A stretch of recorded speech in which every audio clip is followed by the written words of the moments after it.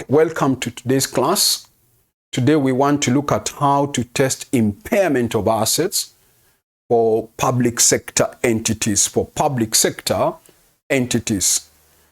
For the public sector entities, how do they test their impairment of assets?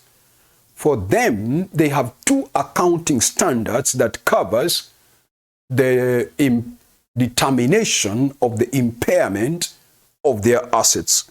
One of the accounting standard for public sector entities is what we call International Public Sector Accounting Standard number 26, and there is another one called International Public Sector Accounting Standard number 21.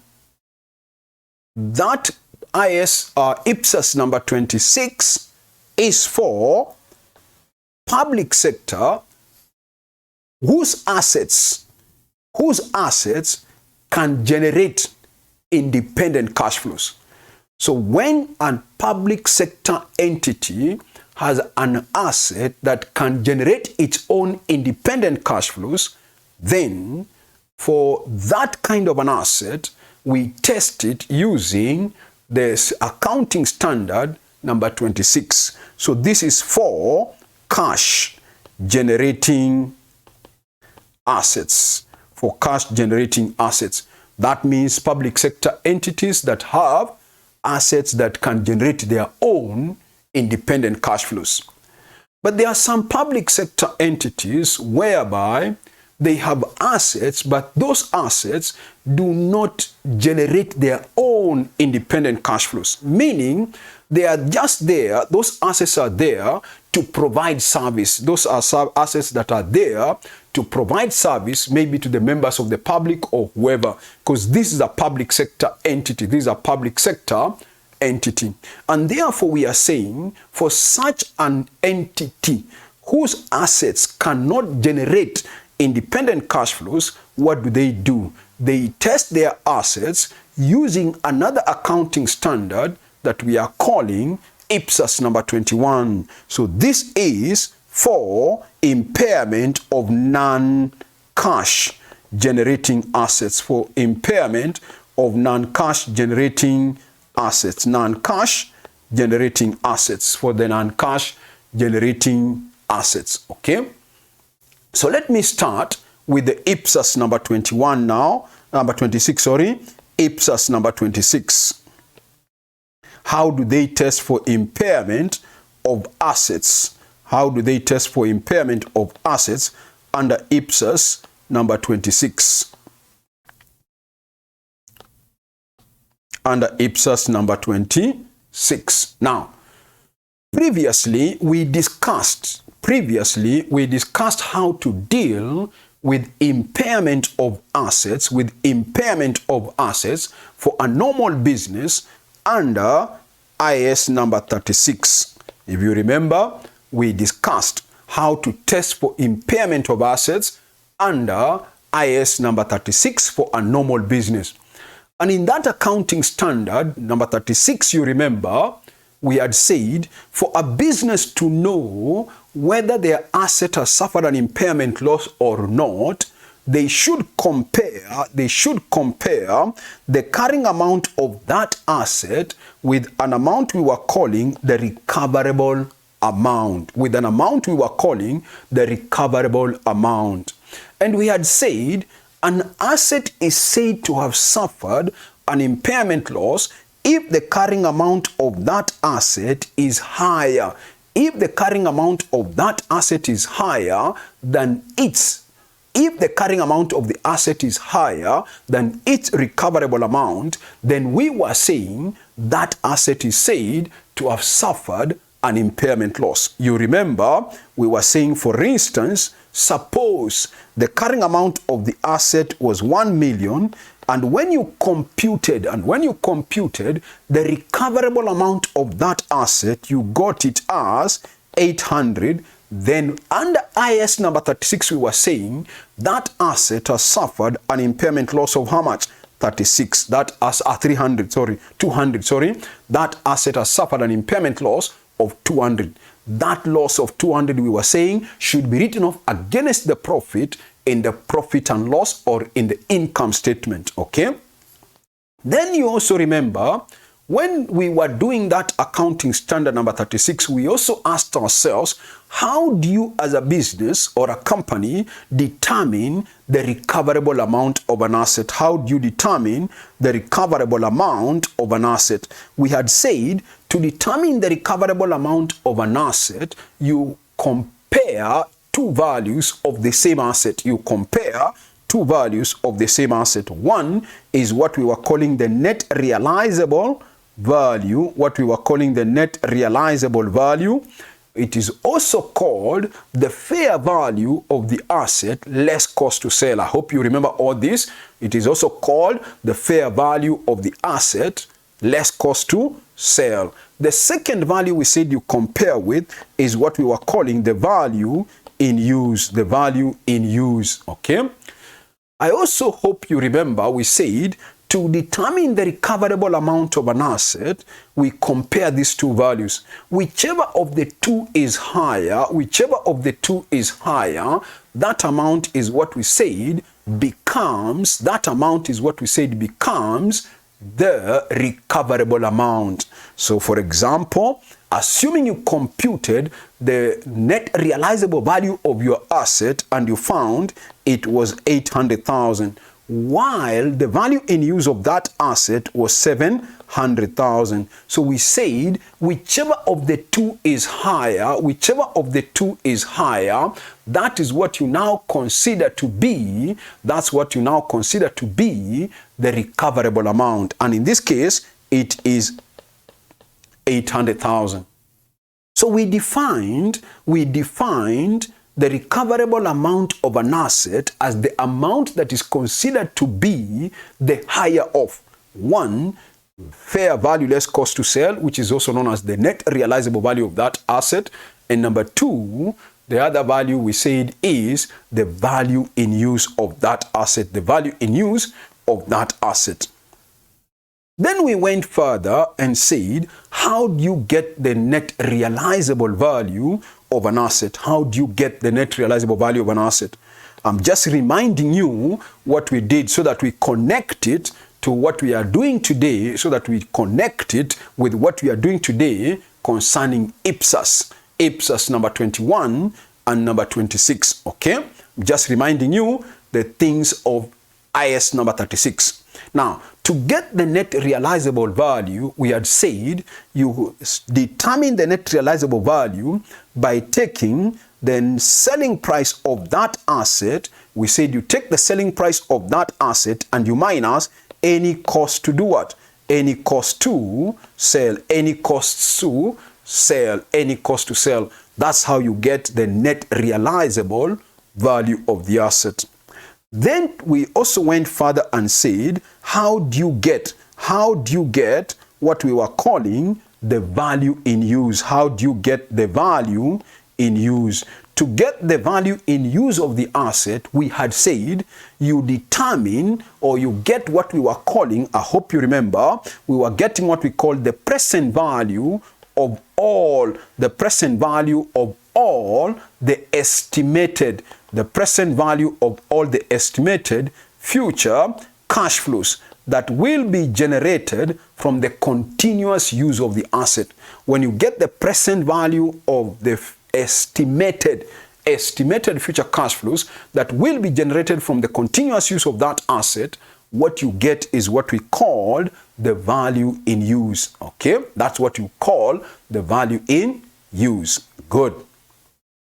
Now, once you now know, once you now know how to get the net realizable value, how to get the value in use, that means you get the present value of all the estimated future cash flows, then now we are saying that's how we were dealing with that area under IS number 36.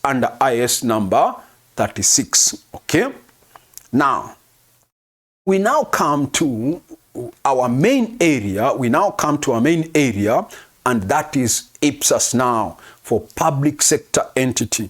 Now, I have said that there are two accounting standards. One is IPSAS number 26 for cash generating assets. For cash generating assets. Now, if a public sector entity has an asset which can generate its own independent cash flows, and they want to test whether the asset has suffered an impairment loss or not, listen, they will now apply the same principles. Get the point now? They will apply the same principles as those that we have used under IAS number 36. Because for IAS number 36, these were assets that could generate their own independent cash flows. And now we are saying for IPSAS number 26, for those assets that can generate cash flows, for assets that can generate cash flows, we follow the same principle. We follow the same principles as IAS number 36 and IAS number 36. In other words, you still compare the carrying amount of that asset. You compare still the carrying amount of that asset with its recoverable. Now listen, with its recoverable, what we shall be calling, now listen, what we shall be calling recoverable amount. You compare the carrying amount of the asset with its recoverable amount, with its recoverable amount. So it's the same principle, and we have said if the carrying amount of the asset is higher, if the carrying amount of the asset is higher than its recoverable amount, then the asset is said to have done what? The asset is said to have suffered an impairment loss. Now, so that concept of IAS number 36, we are applying it when we are now dealing with IPSAS number 20 what? IPSAS number 26 for cash generating assets. The same principles.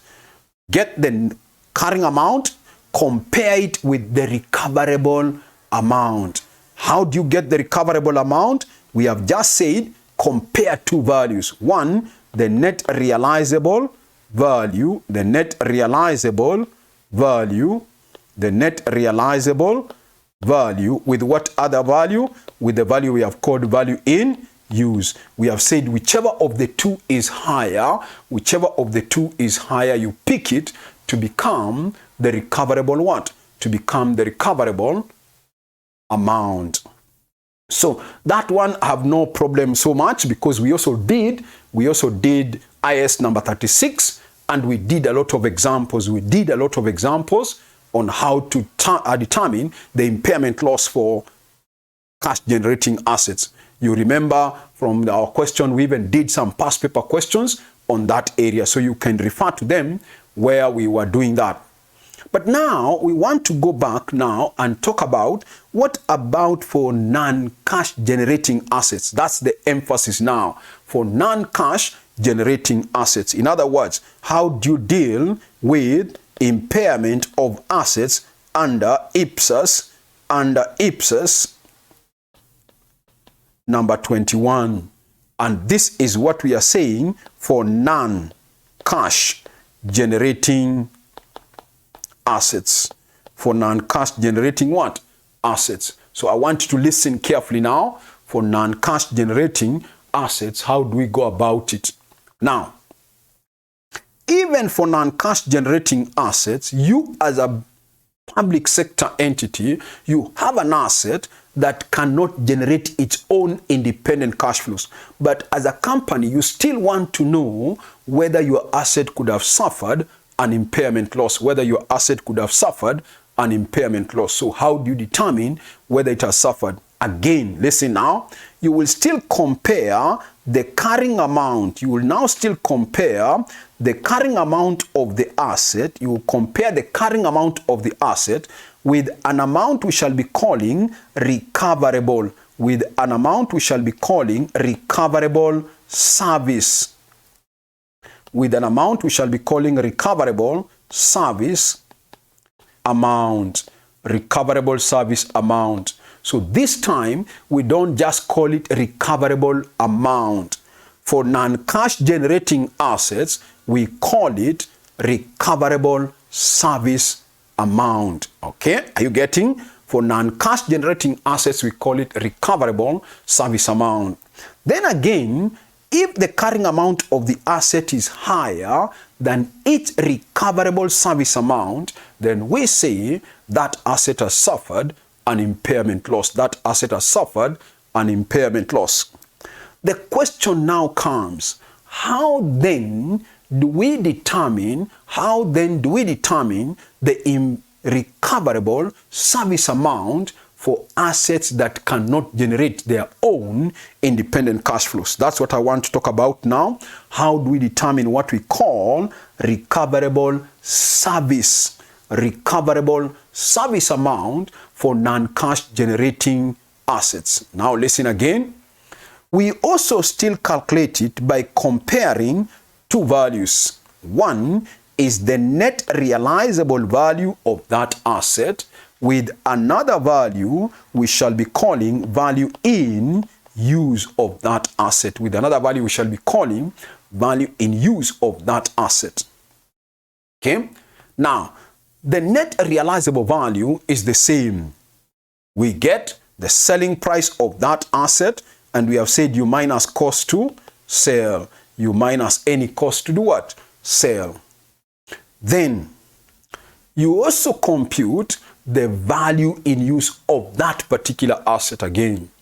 Whichever of the two is higher, that now becomes the recoverable service. Get the point? It becomes the recoverable service amount. Whichever of the two is higher, it becomes the recoverable service amount. Now, the question or the main issue is, how do we determine the value in use of, listen, how do we determine the value in use of a non-cash generating asset? A non-cash generating asset. Remember, for cash generating asset, how do we get their value in use? For cash generating assets, how do we get their value in use? We said you get them how? By getting what we were calling the present value. We were getting the present value of the estimated future cash flows. When you get the present value of the estimated future cash flows, that's how we were getting the value in use for cash generating assets. But now we are dealing with public sector entities whose assets cannot generate cash flows. But you still want to know their value in use. Now listen, under IPSAS number 26 now, under IPSAS number 21, under IPSAS number 21, to get the value in use of such an asset which cannot generate its own independent cash flows, then we are required to use three methods. Value in use. How do we get the value in use? Under IPSAS number 21. There are three methods that the accounting standard says you can use in the determination of, the value in use. One method is called depreciated. Depreciated replacement cost. A depreciated replacement cost method. Depreciated replacement cost method. That's number one. Number two, the other method that the accounting standard allows you is to use a method we call, another method you can use is to use a method we call restoration. Restoration cost method. Restoration cost method. The third method is what we call, number three, service units approach. Service units approach. So these are the three methods that the accounting standard allows you to use as an entity in the determination of the value in use. In the determination of the value in use. So let me start with the first one. How do you determine the value in use of that asset? How do you determine the value in use of an asset when you are using the depreciated? But before we do that, let us assume that as a public sector entity, you acquired an asset whose cost was how much? Let's say 20 million. The cost was shillings 20 million. This asset has a useful life of 10 years. This asset has a useful life of 10 years. So it means every year, what is the depreciation charge? It is obvious, 20 million divided by 10 years, that means every year you are depreciating it by 2 million. Now listen, suppose after 5 years, listen now, suppose after 5 years, something happened and you wanted to know whether your asset could have suffered an impairment loss. After 5 years, something happened and you want to know whether your asset could have suffered an impairment loss. So first, you need to know what is the carrying amount at the end of the 5th year. It is obvious, it will be the cost, which is 20 million, minus what? Minus the accumulated depreciation. Obvious.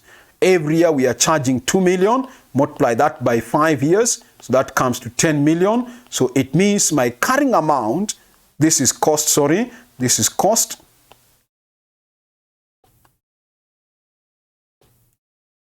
This is cost. So that means the carrying amount is 10 million. So that is the carrying amount. But we want to determine now the recoverable, listen, the recoverable service amount, the recoverable service amount. Now we have said there are 3 methods that you can use in the determination of the value in use. First, we have said to get the recoverable service amount, you get what we call the net realizable value, and the other one is what we are calling value in use. We have said to get the value in use, there are 3 methods. I want to use one of them to determine the recoverable, or the value in use, sorry. I want to use one of them to determine the value in use.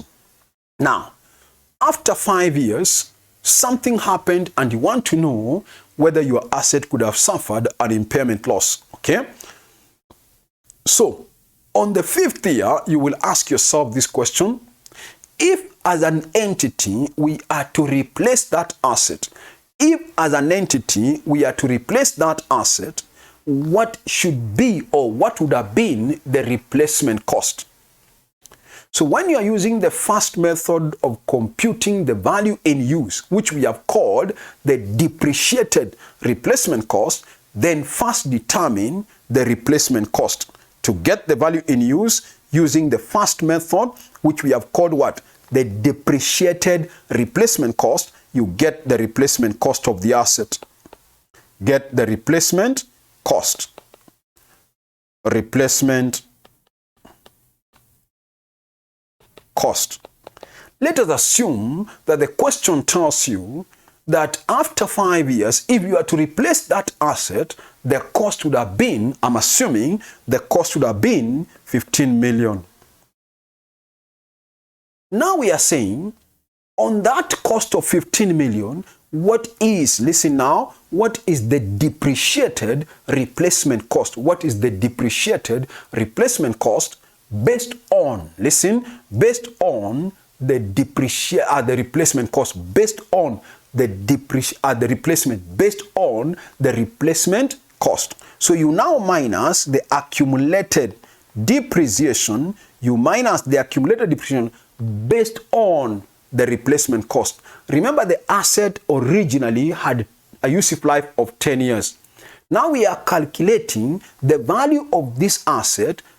If we are to use the replacement cost, what would have been the value of the asset? So we take the cost, the replacement cost, you minus the accumulated depreciation of the asset based on the replacement cost. The cost is 15 million. We divide that by the useful life of 10 years, multiply that by the useful life, which are the number of years we have used the asset, the other asset, which was 5 years. That is what we are saying.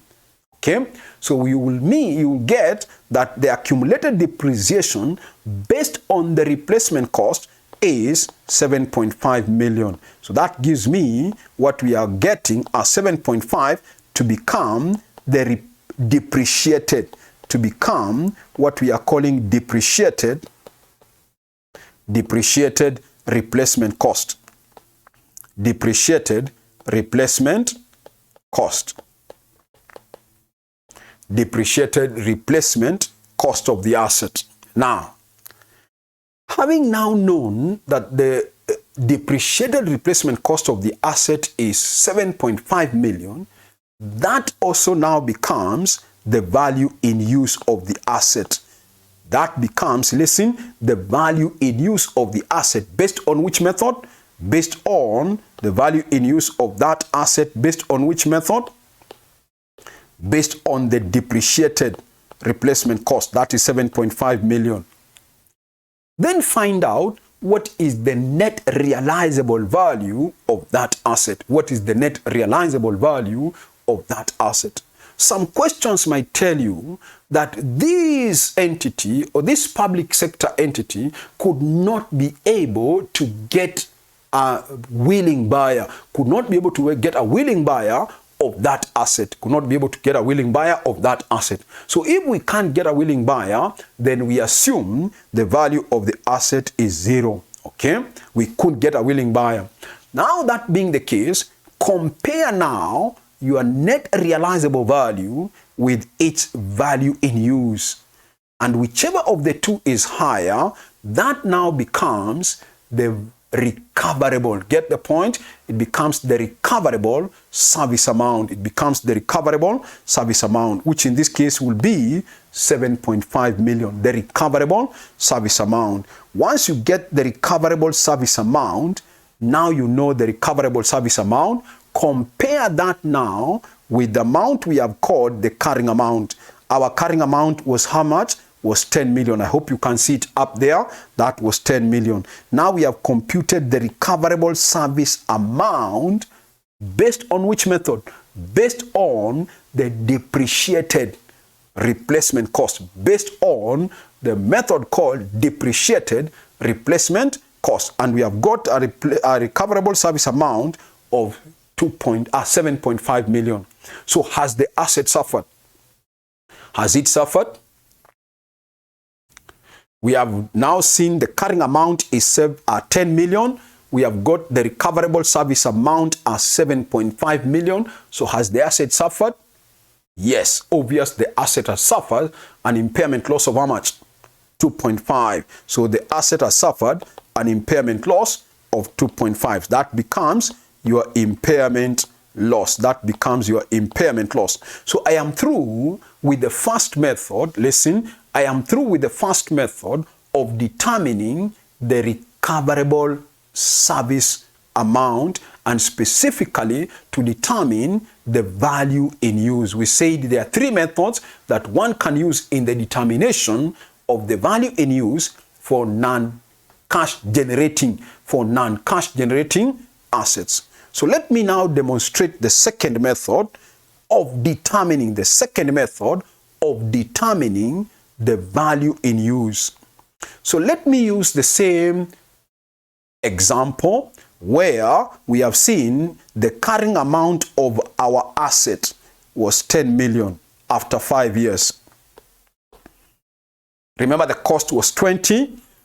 It had been depreciated for 5 years over a useful life of 10 years. Then we got the carrying amount of how much? 10. Good. Now, something happened again, and you want to know whether your asset could have suffered an impairment loss. But this time, you want to use another method to determine the value in use. You want to use another method called a restoration. Cost method. Now listen, this method is used. Listen, this method is used where an asset has been damaged. Normally, this method of determining the value in use of an asset is normally used where an asset has been damaged. Okay? So when it has been damaged, the most prudent method to use to calculate the value in use of the asset is what we call the restoration cost method. Okay? That means to restore it to a usable condition, to restore that asset to a usable condition. It could be a bus that your entity had, or whichever kind of an asset the entity had that has been damaged. So to restore that asset to a usable condition, how do you determine the value in use? Okay, now, to get the value in use of that kind of an asset using this method, get the point now? Again, listen, you will first be required to know what is the replacement cost of the asset. Get the point? Get what we call the replacement cost of the asset. Let us assume again that the question tells you the replacement cost of the asset, is 15 million. Again, once you know the replacement cost, then again calculate the value of the asset based on or in other words, let me put it this way, get what we call the depreciated. Listen, get what we call the depreciated replacement cost of the asset based on the replacement cost. In other words, come and minus again what we call the accumulated depreciation on the same replacement cost, which we are saying the replacement cost is 15. The useful life, you remember, was 10 years, and the asset had been used for how many years? 5 years. So the depreciation based on the replacement cost will be another 7.5. So that will give you 7.5 million. Now listen, that 7.5 million is what we have called the depreciated replacement cost, cost. Once you get the depreciated replacement cost, listen now, from there you less what we shall be calling the restoration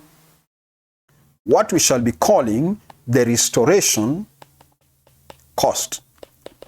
In other words, this asset that has been damaged, if your entity was to restore it to a usable condition, how much more would it cost us to restore it to a usable condition?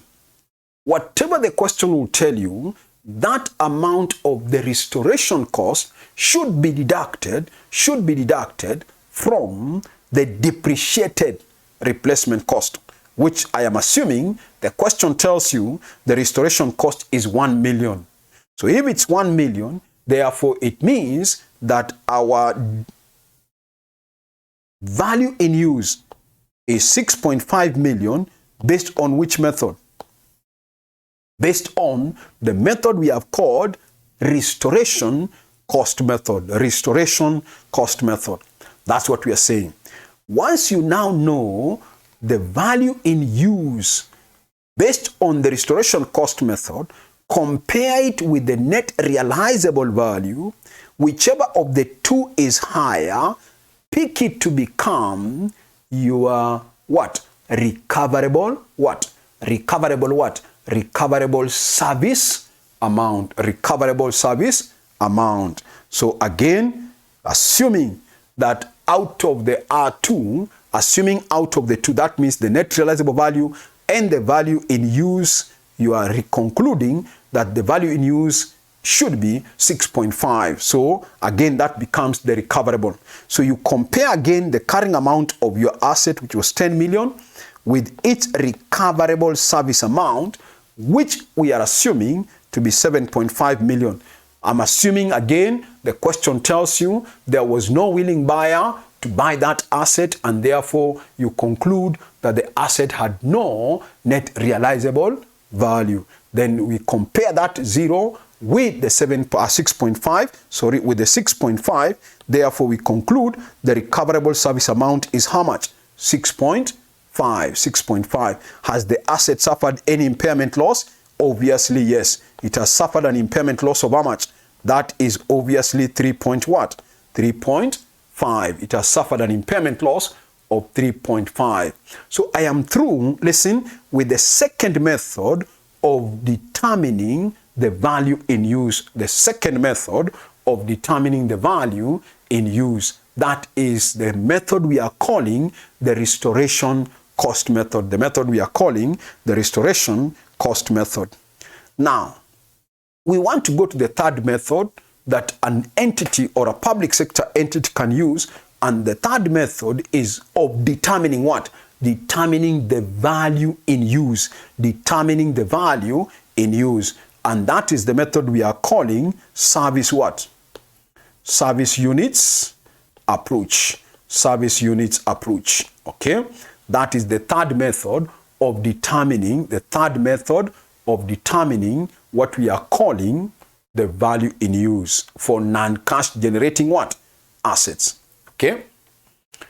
Again, let me again assume the same figures like the one I had assumed, that you had an asset which costed you 20 million. You had used it for 5 years. It had a useful life of 10 years.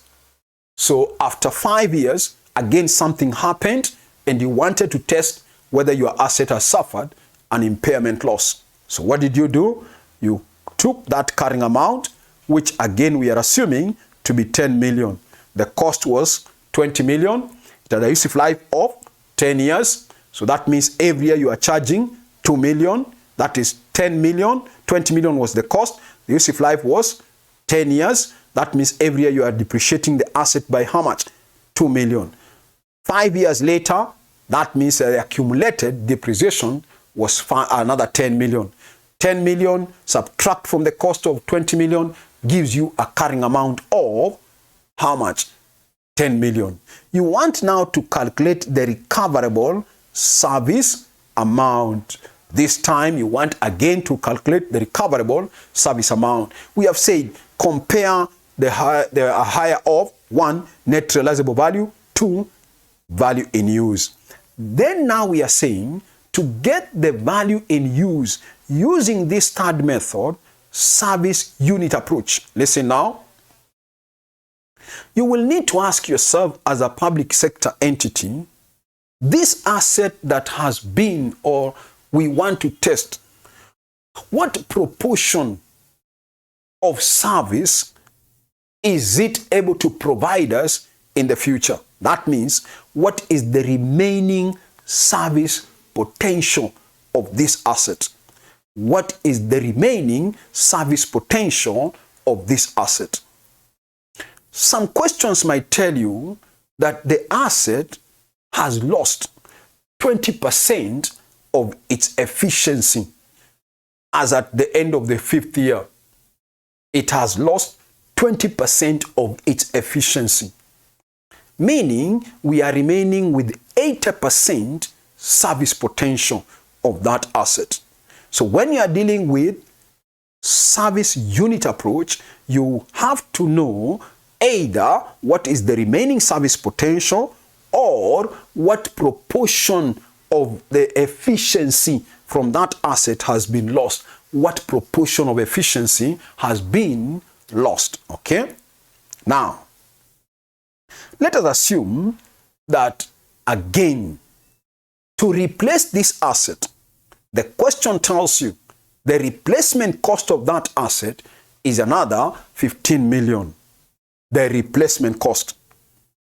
So if the replacement cost is 15 million, again, the first thing you must do, listen, just like all the other methods we have discussed, just like the other two methods we have seen, you first get, listen, you first get what we are calling the depreciated replacement cost. The depreciated replacement cost. Meaning now, you minus the accumulated depreciation, again, based on the replacement cost, which is 15 million.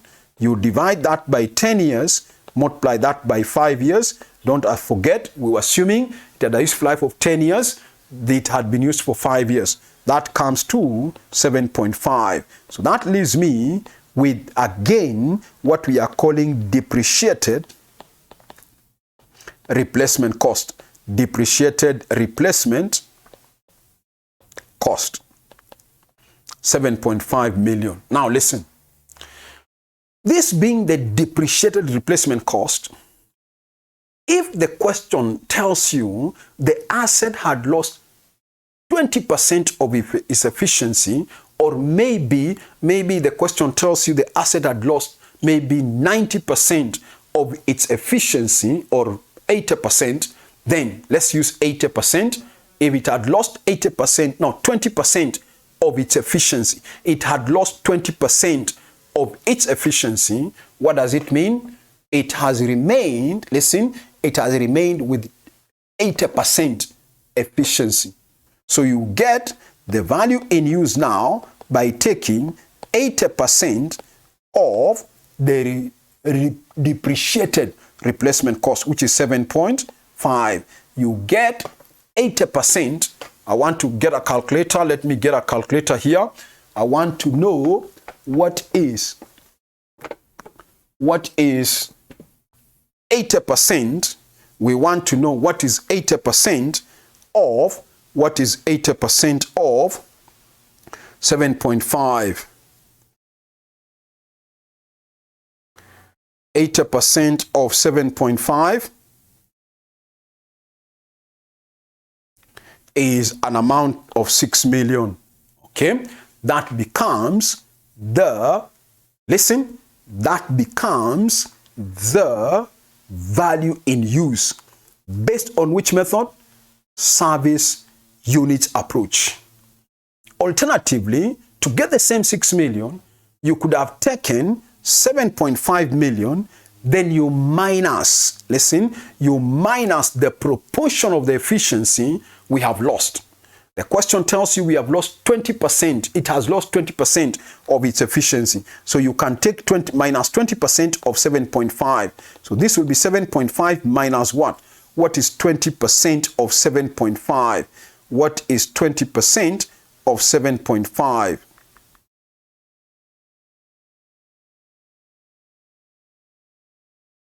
That gives me 1.5. So you minus 1.5, you remain with 6 million. Those are two methods that you can use to get the value in use. Either you take the depreciated replacement cost and you multiply it by the remaining service potential. The remaining service potential. Or you take the depreciated replacement cost and you minus what we are calling the efficiency of the asset that has been lost. It has lost 20% of its efficiency, then you minus that efficiency that has been lost. Okay, that's another method you can use to calculate the value in use. Now listen, now that you know the value in use, again, you come and take what is the carrying amount. It was 20 million. What is the recoverable service? Recoverable service amount. The recoverable service amount of the asset is 6 million. No, the carrying amount was not 20, sorry. The carrying amount was 10, sorry. The carrying amount was 10 million. Now we have computed the recoverable amount as 6 million. So the asset has suffered an impairment loss of how much? Loss of how much? 4 million. That is a loss of 4 million. So I think I have assisted, or I've mentioned that, listen, of the three methods, we are emphasizing on the IPSAS number 21, sorry, on IPSAS number 21 for non-cash generating what? For non-cash generating asset. And we are saying for that non-cash generating asset, you still compare the carrying amount with an amount called what? I'm summarizing before we do a past paper question. We compare the carrying amount of that asset with an amount we call recoverable service amount. Recoverable service amount. How do you get the recoverable service amount? You compare two values, net realizable value with another amount called what? Value in use. Value in use. Okay? Then tumesema, to get the net realizable value, just take the selling price of the asset you minus what? Cost to sell. cost to sell. How do you get the value in use of a non-cash, listen, of a non-cash generating asset? We have said there are three methods that one can use in the determination of the value in use for a non-cash generating asset. One is what we have called depreciated what? Depreciated replacement cost method. That's number one. Number two, what is the second method? What's the second method? We have called it restoration what? Cost method. Number three, we have called it what? Service unit approach. Service unit approach. Now, I hope you have noticed as we were going through each of them,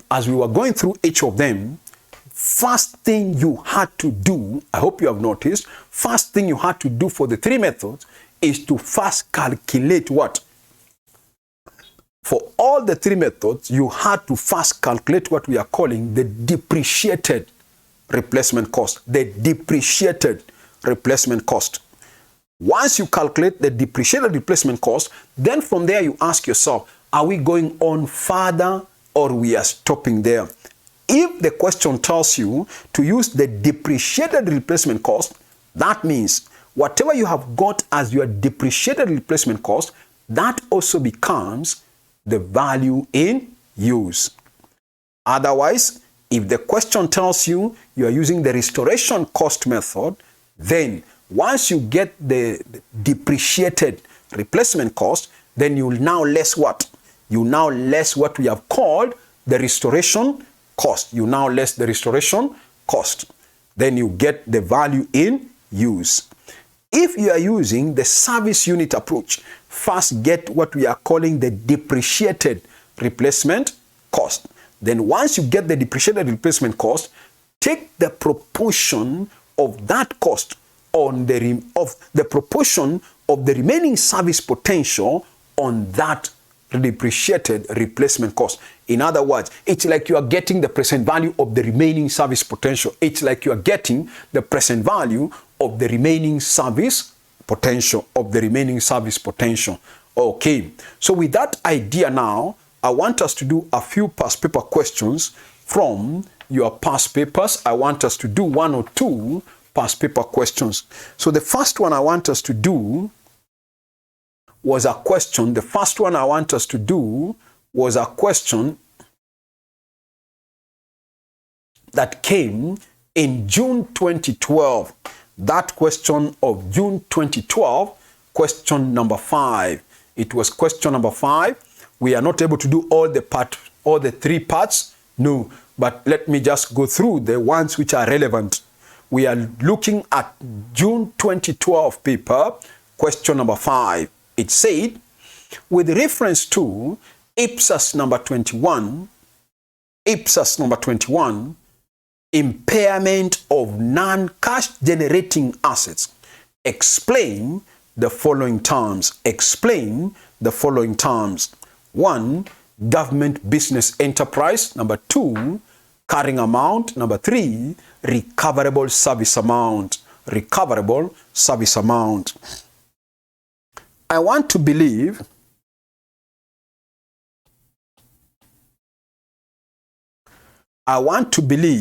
that nobody has a problem with any of those terms. You are told, explain what is a government business enterprise.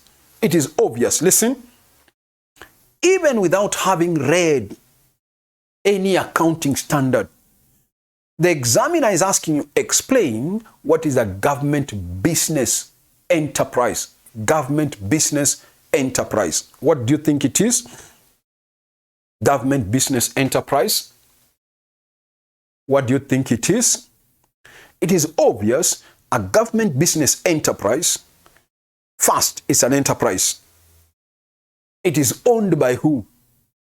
Obvious, by the government. Then when you see the term business, you know any business, it has an objective of doing what? Of making profit. So let me now summarize by saying When you are told to define what's a government business enterprise, you could say it's an enterprise. It is an enterprise owned by who? By the government, with an objective of what? With an objective of making profit, because that's a business. So just like some parastatals, they run part of their departments like a business. There are some parastatals that are run like a normal business, That means the objective is to make profit. The objective is to make profit. Such are what we are calling government business enterprises.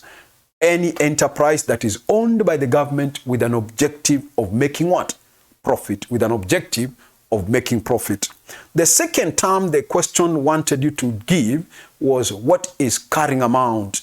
It is obvious carrying amount does not change.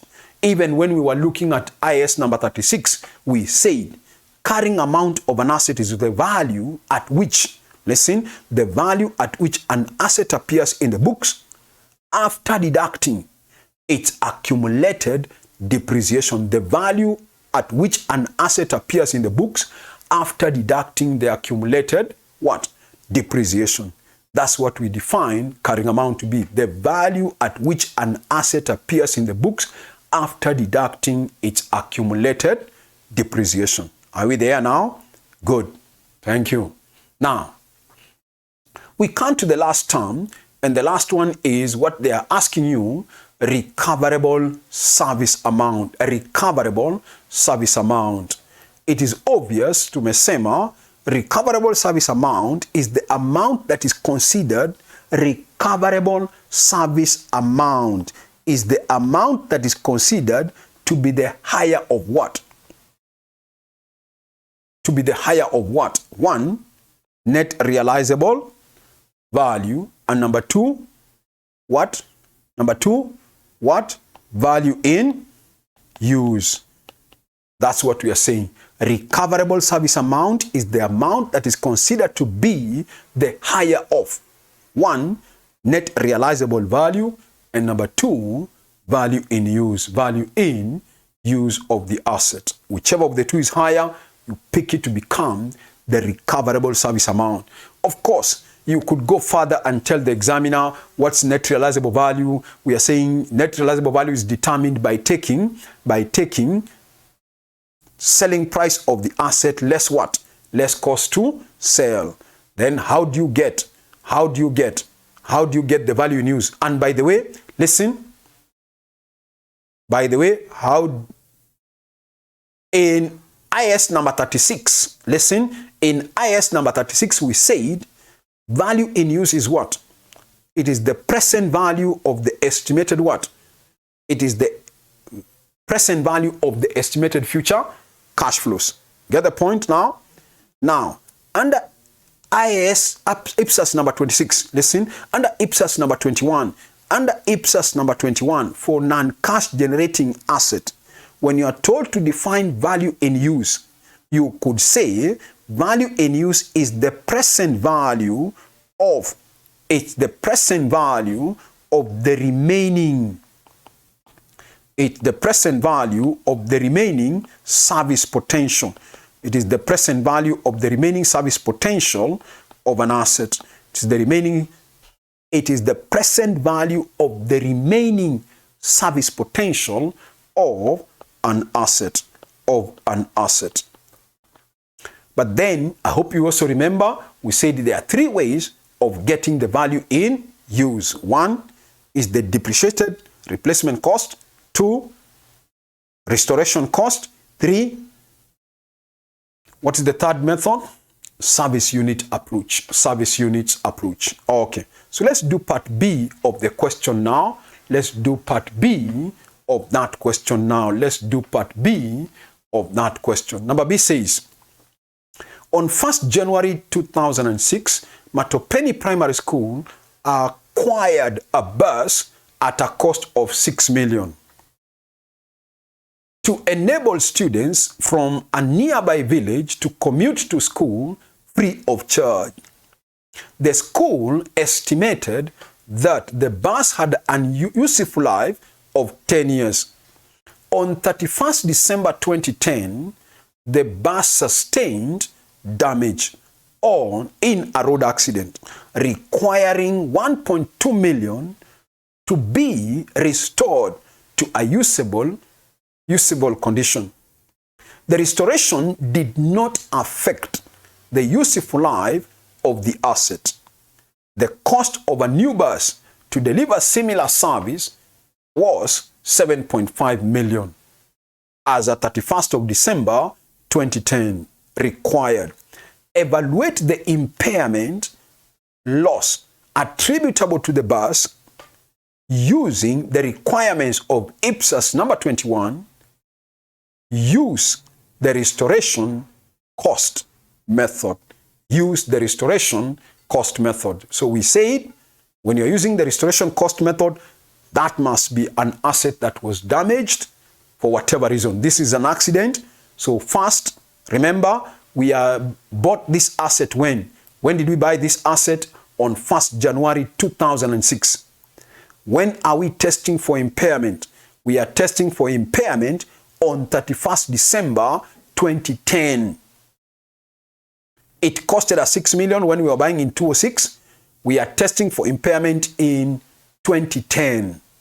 So the first thing the examiner expects you to do is to compute what we are calling the carrying amount. So let's calculate the carrying amount of the bus. So andika somewhere. We are doing number B part of the question. Let's compute the carrying amount. How do we get the carrying amount? Carrying amount of the bus. Of the bus. We take the cost of the asset, and the cost was how much? 6 million. We less accumulated depreciation. We less the accumulated depreciation. That asset had been used for how long before we want to test? If we acquired it in 2006, we are testing it in 2010 December. So from 2006 to 2010, how many years are those? How many years are those? 2006, 2007, 2008, 2009, 2010. Those are 5 years. So let's take the cost of being 6 million. We divide that by the useful life of 10 years. That's what we have been told. Multiply that by 5 years. We have used the machine or the bus for 5 years. So cumulative depreciation, the accumulated depreciation of that asset was how much? 3 million. That one you minus. So you now get what we are calling what? Carrying amount. Good. So the carrying amount is how much? 3 million. Then now we calculate its recoverable service amount. We now calculate its recoverable service amount. Obvious from this question, listen, there was nowhere they had told us what is the net realizable value. How much could it be sold for? There is nowhere we have been told. That means we are assuming that is 0. But we can compute what we are calling the value in use of the asset. And we are using which method? Which method are we told to use to calculate the value in use? We are told to use the restoration cost method. Listen, but I told you, either way, you must first calculate what we call the depreciated replacement cost. So let's do number B. Let's calculate value in use. Value in use using restoration cost method. Cost method. Okay. So we take the replacement cost. We take the replacement cost, which was how much? We were told the replacement cost is how much? What is the replacement cost? 7.5. Down there, 7.5. You take that 7.5 million. We have said you less the accumulated depreciation. Based on what? Based on the replacement cost, which will be 7.5 M divided by 10 years, multiply that by 5 years. Multiply that by 5 years. So what does it come to? 7.5 divided by 10 times 5. You are getting how much? You are getting, I believe, 3,750,000. It should be half of this. That must be 37 what? 3750. 3750. Then from there now you get, what have we said? Of course, you are getting the same 3750. That's at 750 is what we are calling depreciated replacement cost. Depreciated replacement cost.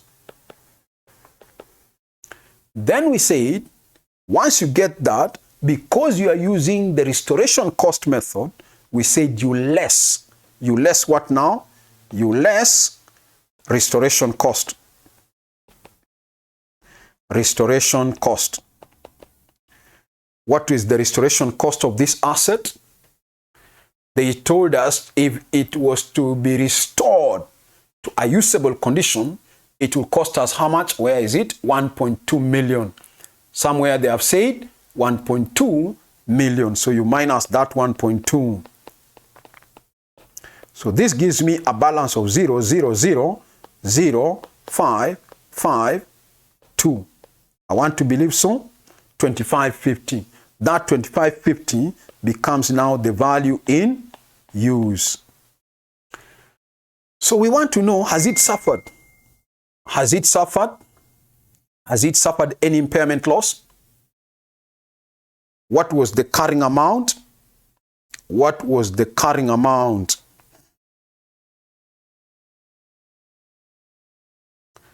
The carrying amount of the asset was how much? We want to compute the impairment loss. It was 3 million. Yes, it has suffered. So if it has suffered, then you can say this. You can say this, comparing, somebody somewhere below there, you can say comparing the carrying amount of the asset. Comparing the carrying amount of the asset, shillings 3 million, with its, before we even go there, we could conclude what is the recoverable amount. Sorry.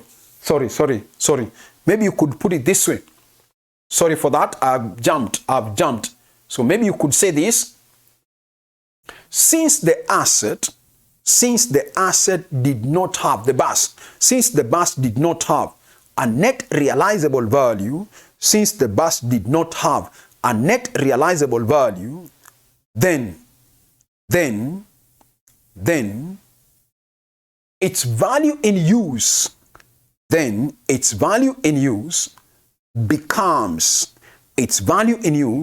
becomes its recoverable service amount.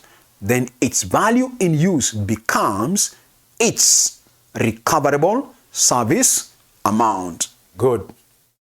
So now we have identified the recoverable service amount as how much?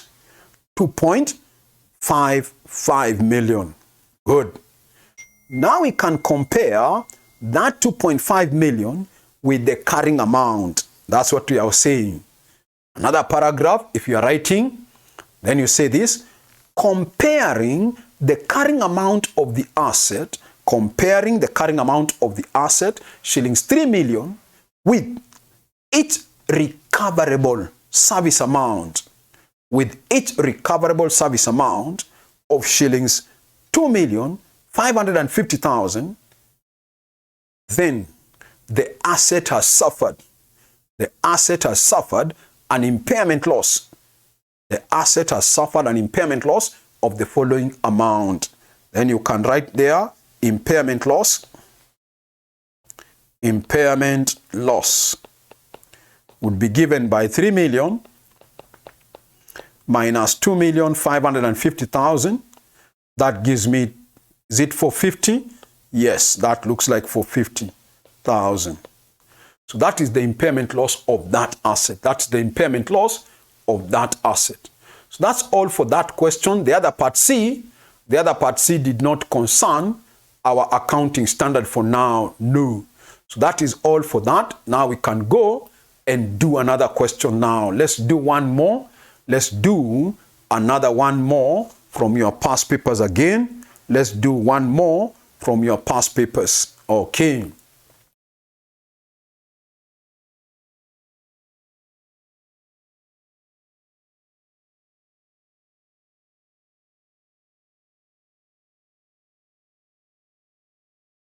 So the second question I want us to do, if you are putting it down, is a question that came in June 2013. If you are putting it down, it is June 2013, question number 5 again. June 2013, question number 5. Let's do number A.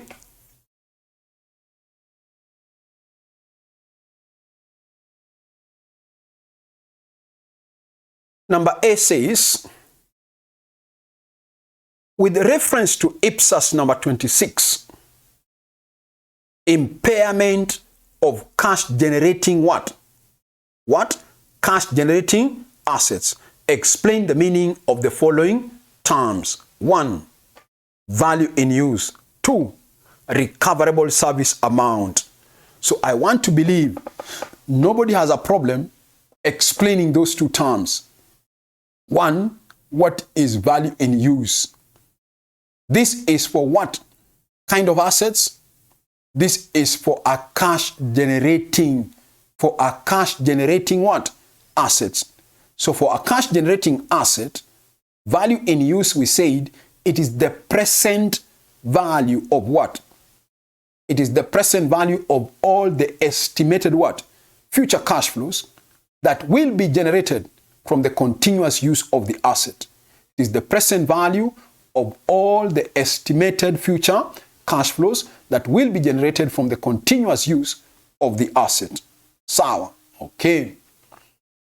That is it for number 1. Number 2, part A2, recoverable amount. This time it's not recoverable service because we are dealing with an asset which can generate what? Cash flows. But either way, the definition is the same. We said recoverable amount is what? Recoverable amount is what? Is the amount that is considered to be the higher of what? It is the amount that is considered to be the higher of 1. Net realizable value, and 2. Value in use. Value in use. That's how you define recoverable amount. The amount that is considered to be the higher of 1. Net realizable value, or what we said is also called fair value less cost to sell. Number 2, value in use of the asset. So that's all for number A. That somebody should get the 4 marks easily. Somebody should get the 4 marks easily. And by the way, whenever they set this, they normally ask you a few theory questions. They have always asked you a few theory questions. So it's questions, or those theory questions are things you can get good marks for. Let's do number B. Number B says, on 1st January 2008, Mashambani County Education Department purchased a printing machine at a cost of 40 million. The department estimated that the useful life of the machine would be 10 years. On 31st December 2012, it was reported that an automated feature on the machine's function did not operate as expected, resulting in a 25% reduction in the machine's annual output over the remaining 5 years of its useful life. The cost of a new printing machine was 45 million as at 31st of December 2012 required. Calculate the impairment loss as at 31st December 2012 using the service unit approach. using the service unit approach. Okay. So again, this time they are asking you to use which method? Service unit approach. The other question was asking us to use the what? It was asking us to use the restoration cost. So, but either way I said you must first calculate what? Either way you must first calculate what? There is depreciated replacement cost. Okay. So, but first, before we do that, let's calculate what we call the carrying amount. We are told the machine costed 40 million when? On 1st January 2008. On 1st January 2008, the machine had cost 40 million. After, on 31st December 2012, on 31st December 2012, it had been reported that a feature of the machine was not operating as expected. Okay? That's after how many years? 2008, 2009, 2010, 2011, and 2012. How many years are those? 5 years. So let's calculate again the carrying amount. So andika, carrying amount of the machine.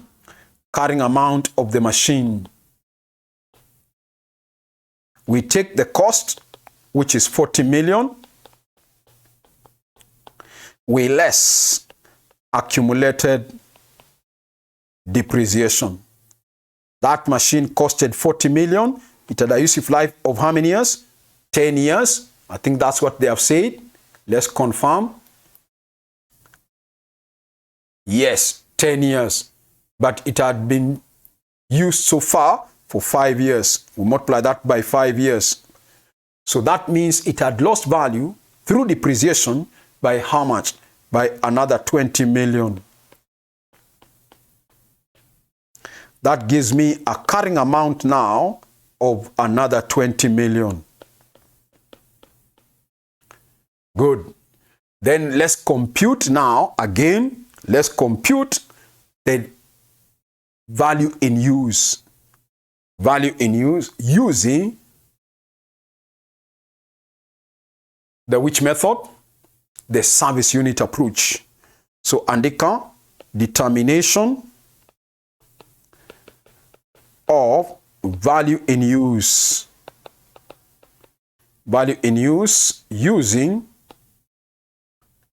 service unit approach. So first we get again the replacement cost. What is the replacement cost? They had said a similar machine would cost how much? 45 million. Good. 45 million.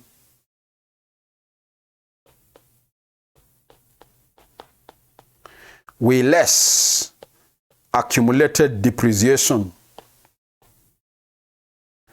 We take that 45 million, we divide again by 10 years, multiply that by 5 years. That looks like exactly a half of that amount. That is 22,500. I hope I'm right.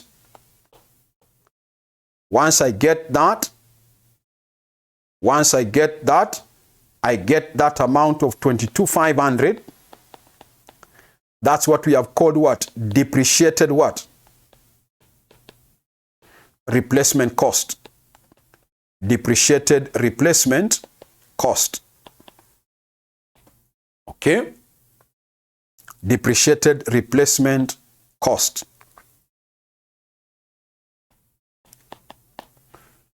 Then we come and say, now that we know the depreciated replacement cost and we are using service unit approach, it has lost what proportion of its efficiency? 25%. So it has remained with 80% efficiency. So we come and now say here value in use is equals to 75% of 22,500. What do you get? What do you get? What is 25%, 75% of 75% of that amount is how much? 75% of 22,500.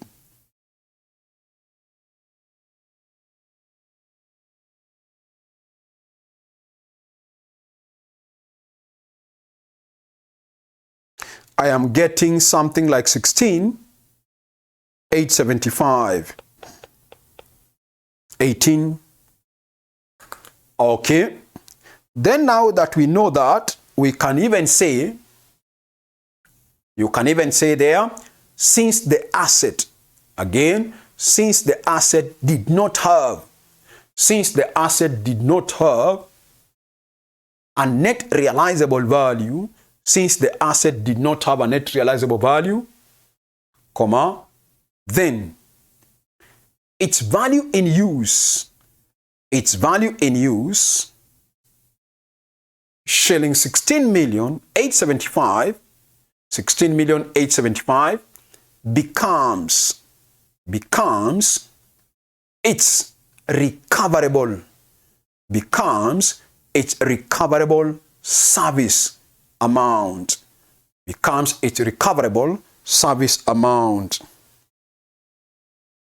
Okay, once you have done that, now we know the recoverable service amount as 16. What was the carrying amount? You remember it was how much? What was the recoverable service amount? What was the carrying amount? It was 20 million, I hope. So has it suffered? Yes. Then you can say there, another paragraph, comparing the carrying amount of the machine, shillings 20 million, with its recoverable service amount, shillings 16,875, comma, the machine has suffered an impairment loss. Of the following amount. Then you come and say impairment loss. Impairment loss is equals to 20 million minus 16,875. That gives me 3,125,000. If I'm correct, I think so. 3,125,000. I think I'm right. Okay. So that is it for that now. And that is all for that question, because number C was not after this topic. So you can see you could get easily the 6 marks that they are giving you plus the other 4 marks. That is a question you can get 10 marks easily without a lot of taking a lot of time. So that brings me to the end of that topic of, impairment of assets for public sector entities. That brings me to the end of that topic of impairment of assets for public sector entities. That means those covered by IPSAS number what? 21 and number 26. We have said for number 26, for cash generating assets, we have said it follow the same principles as those applied under IS number 36, the ones we had learned earlier. I've just reminded you today, but you remember we did that topic of impairment of assets under IS number 36, and we even did a few past paper questions. From there. That is it. So maybe for today, we can stop there. We pick it up from there next time. So, but there are many questions in your past papers one can now easily attempt. The only method we have not applied now is the method called what? Depreciated replacement cost. To get what? To get the value in use. But don't forget, of all the 3 methods, you must first calculate the depreciated replacement cost. Okay? Now, by the way, using this question, suppose we were to use the depreciated replacement cost. I can see there our depreciated replacement cost was 22.5. If we were to use this method, would the asset have suffered? If we were to use the depreciated replacement cost, would the asset have suffered? Obviously, no, because I can see the depreciated replacement cost is 22.5, the carrying amount is 20 million. So if the carrying amount is less than the recoverable amount, then of course the asset has not suffered. We said it only suffers if the carrying amount is higher than its recoverable service amount. So if we were to use the depreciated replacement cost, I would have stopped at 22.5 million, then I would have compared that with the 20 million, and then I would have concluded the asset has not suffered. The asset has not suffered. So see you next time. See you next time. Bye.